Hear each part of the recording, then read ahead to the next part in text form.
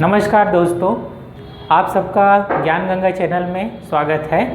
हम लोग पिछले कुछ दिनों से CGPSC प्री का एग्ज़ाम जो 14 फरवरी 2021 को है उसके बारे में बात कर रहे हैं कि कैसे इसके लिए जो है तैयारी के अंतिम दिनों में हम सटीक रणनीति अपनाते हुए एक बार में ही एग्ज़ाम को निकाल सकते हैं, क्लियर कर सकते हैं। आज हम बात करेंगे ऐसे कुछ महत्वपूर्ण टॉपिकों के बारे में जिस पर आयोग का ध्यान बिल्कुल जाएगा ही, और आज के समय का ये महत्वपूर्ण बिंदु है, टॉपिक है जिसमें अवश्य ही क्वेश्चन उठाए जाएंगे। क्वेश्चन आने की पूरी तरह से संभावनाएं हैं। तो ऐसे कौन कौन से मुद्दे हैं, ऐसे कौन कौन से महत्वपूर्ण टॉपिक हैं जो खास तौर से पिछले साल और इस साल के समसामयिकी से करेंट के मुद्दों से जुड़े हुए हैं, उसको हम लोग देखते हैं। जानते हैं आप सब लोग कि वर्तमान जो संकट है कोरोना महामारी का, बिल्कुल इसमें से क्वेश्चन आएगा ही। तो सबसे पहला महत्वपूर्ण बिंदु यही है, कोरोना महामारी संकट। इसमें से अवश्य ही क्वेश्चन उठाया जाएगा। कोविड-19 जो संकट है उससे संबंधित, तो आपको इसके कुछ बिंदु है इससे जुड़े हुए, उस पर अवश्य ही तैयारी कर लेना है पहले से।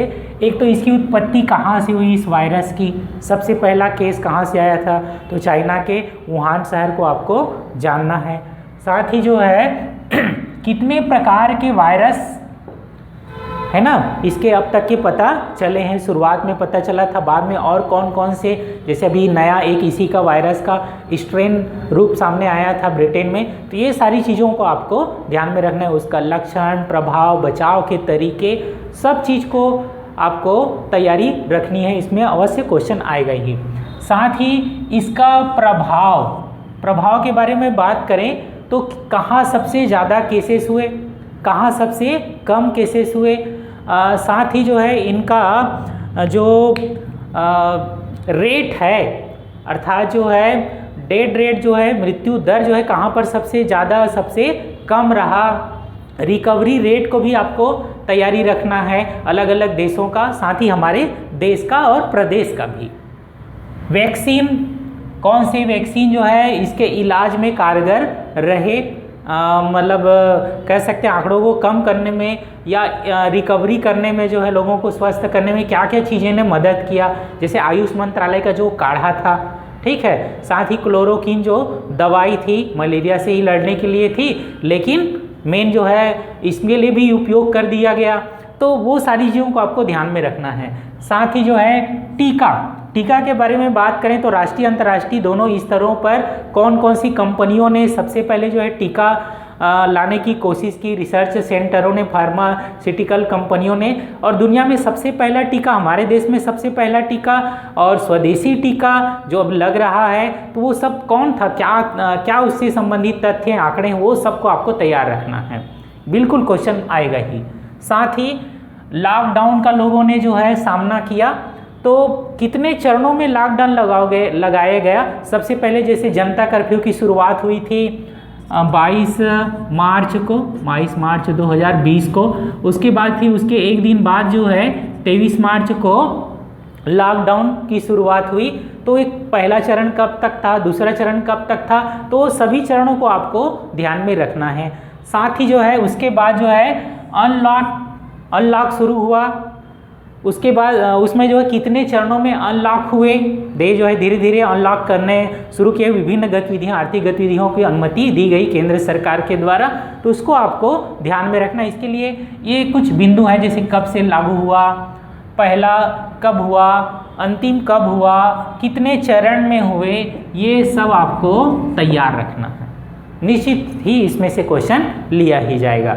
और साथ ही इस दौरान चूँकि ऑनलाइन गतिविधियाँ की शुरुआत हुई, उसका महत्व बढ़ा, और कौन कौन से ऐप लाए गए, कौन कौन से ऐप लॉन्च किए गए केंद्र सरकार के द्वारा या राज्य सरकार के द्वारा विभिन्न प्रकार की गतिविधियों के लिए। अब जैसे आरोग्य सेतु ऐप ही है महत्वपूर्ण, उसको ध्यान में आपको रखना है। इसके अलावा और भी बहुत सारे ऐप लाए गए, उसकी पूरी लिस्ट है, आप उसकी तैयारी करें, उसको खोजें, खंगालें। और बहुत सारी जो है सेवाएं लाई गई उस दौरान, जो है आर्थिक गतिविधियों के साथ साथ सामाजिक सेवाएं, लोगों को विभिन्न प्रकार की स्वास्थ्य सेवाएं और घर पहुंच सेवा उपलब्ध कराने के लिए बहुत सारी सुविधाएं दी गई, सेवाएं लाई गई। तो वो सेवाएं कौन कौन सी थी, कौन कौन सी सर्विसेज लॉन्च की गई नई नई, उसको आपको तैयार रखना है।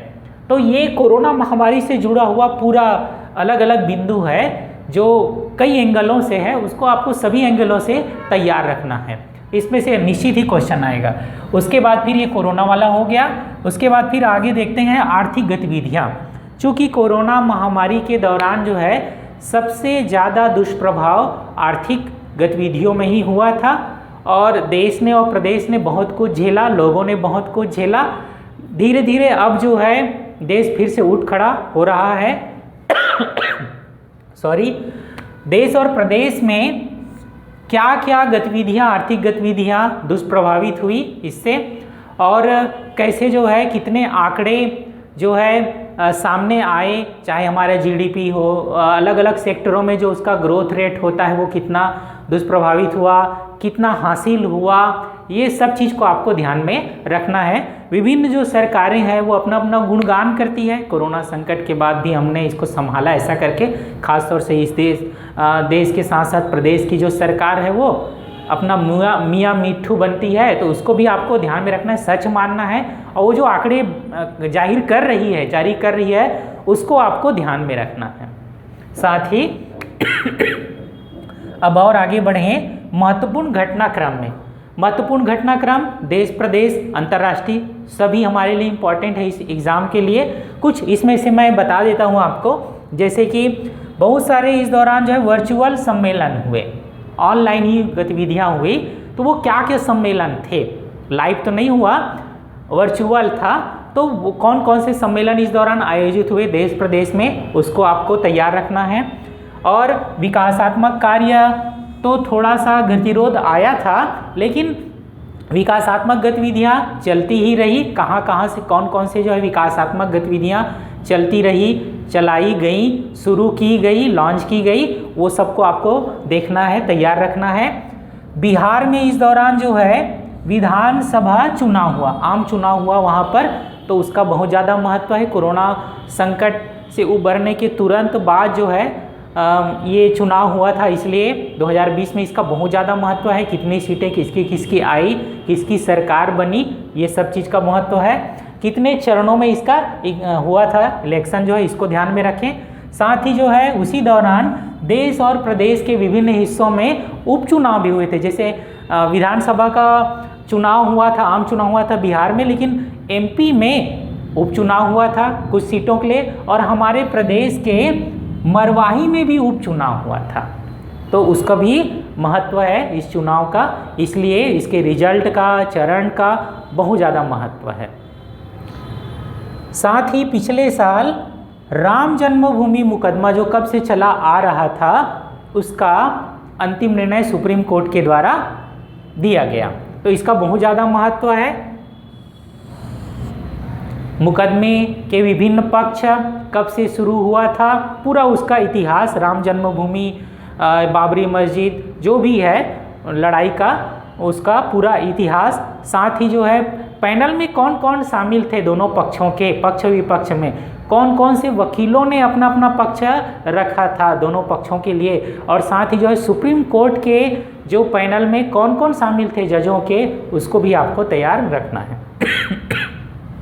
राम जन्मभूमि का जब फैसला आ गया तो इसका शिलान्यास कार्यक्रम की घोषणा हुई थी अगस्त में, तो उसका बहुत ज़्यादा महत्व है, वो डेट को याद रखें आप जो है। साथ ही जो है जैसे ही राम जन्मभूमि का फैसला आया और वहाँ शिलान्यास कार्यक्रम हो रहा था, तो यहाँ की जो छत्तीसगढ़ की सरकार है वो बार बार अपने आप को भी अब राम भक्त दिखाने के लिए, कह सकते हैं घोषित करने के लिए, वो आगे आई, उतारू हुई, और उन्होंने चंदखुरी के महत्व को बखान करना शुरू किया। तो वास्तव में चंदखुरी का अपना महत्व है ही, उनके बताने और ना बताने से भी पहले से ही माता कौशल्या का वह जन्म स्थान है। माता कौशल्या का पूरे दुनिया में एकमात्र मंदिर यही है, तो इसका बहुत ज़्यादा महत्व है। वहाँ भी दीपदान किया गया था यहाँ पर चंदखुरी में, और इसको सरकार के ही आश्रय में किया गया था, संरक्षण में किया गया था। और राम वन गमन पथ का पहले से जो कार्यक्रम है तैयार, पहले से प्रोजेक्ट जो चल रहा था उसमें से उसको लॉन्च किया गया, विकासात्मक कार्य वहाँ पर करवाए गए और उसको सबसे पहले शुरुआत जो है चंदखुरी में ही किया गया, चंदखुरी में ही किया गया है। बहुत सारी जगह जो चिन्हांकित किए गए हैं उसमें से उसकी शुरुआत जो है विकास कार्यों की चंदखुरी से ही किया जा रहा है। तो दोनों का महत्व है। एक तो जो है राम वन गमन पथ कहाँ पर जो है चिन्हांकित किए गए हैं और उसमें से पहले चरण के विकास के लिए कितने जगह जो है कितने स्थान चिन्हांकित किए गए हैं और उसमें सबसे पहला चंदखुरी का महत्व है, तो उसको ध्यान में रखें। एक और टॉपिक हम ले सकते हैं, इम्पॉर्टेंट है जो अभी के एग्जाम के लिए, वो है कंडेल नहर सत्याग्रह। कंडेल नहर सत्याग्रह 1920 में हुआ था, असहयोग आंदोलन के दौरान कह सकते हैं, और असहयोग आंदोलन का ही 100वां वर्ष हो रहा है 2020 में कंप्लीट जो है। और इसी के सिलसिले में गांधी जी का छत्तीसगढ़ प्रथम आगमन हुआ था, पहली बार आगमन हुआ था, इसलिए इसका बहुत ज़्यादा महत्व है इस आंदोलन का, असहयोग आंदोलन का और कंडेल नहर सत्याग्रह आंदोलन का हमारे छत्तीसगढ़ के संदर्भ में। तो आप इसके लिए अच्छे से तैयार कर लें, हर प्रकार के इससे जुड़े हुए तथ्यों को गंभीरता से पढ़ें, डीपली नॉलेज लें, ताकि आप कोई क्वेश्चन आए तो आपसे बिल्कुल बनना चाहिए, छूटना नहीं चाहिए। साथ ही कृषि कानून लगातार जो विवाद का मुद्दा बना हुआ है, जब से संसद ने इसको पारित किया है, संसद में पारित होने के दौरान भी हंगामा हुआ था और ये पूरी तरह से जब अमल में लाया गया, लागू किया गया, पारित हो गया, तब से जो है तो इसके जो विभिन्न संदर्भ तथ्य हैं, फैक्ट हैं, पहले जो है जैसे कि ये किस रूप में लाया गया था, फिर इसको जो है अध्यादेश के रूप में जैसे कि लाया गया था, बाद में जो इसको कानून का रूप दिया गया संसद के द्वारा पारित करके दोनों सदनों में। उसके बाद राष्ट्रपति के कब हस्ताक्षर हुए, लोकसभा ने कब पारित किया, राज्यसभा ने कब पारित किया और अब ये 3 जो कानून है वो कौन कौन से उससे संबंधित पक्ष विपक्ष के तथ्य हैं, सब आपको जो है अच्छे से तैयार रखना है, ताकि इसमें से कोई क्वेश्चन आए तो वो छूटना नहीं चाहिए। साथ ही जो है अमेरिका में राष्ट्रपति का चुनाव हुआ है, राष्ट्रपति का, और बाइडेन जो है नए राष्ट्रपति के रूप में सामने आए हैं डोनाल्ड ट्रंप के जगह में। तो राष्ट्रपति का जो चुनाव वो कई चरणों में उनका होता है और पूरे दुनिया का ध्यान खींचने वाला था इस बार का राष्ट्रपति का चुनाव, तो इसलिए इस एग्ज़ाम के लिए कुछ ऐसे मुद्दों में ये शामिल है जिसका बहुत ज़्यादा महत्व है। तो मैंने आज आपको ये महत्वपूर्ण कौन कौन से मुद्दे हैं जिसको आपको ले करके पूरी तरह से अच्छे से तैयारी रखना है। निश्चित ही इसमें से क्वेश्चन आएगा ही, आयोग का ध्यान इस पर जाएगा ही और आपका भी ध्यान इस मुद्दों पर गया होगा। निश्चित रूप से आप तैयारी कर रहे होंगे। आप इन बातों को ध्यान में रखें, इन मुद्दों को शामिल करें और अच्छा तैयारी करें। मेरी शुभकामनाएं आप सबके साथ है।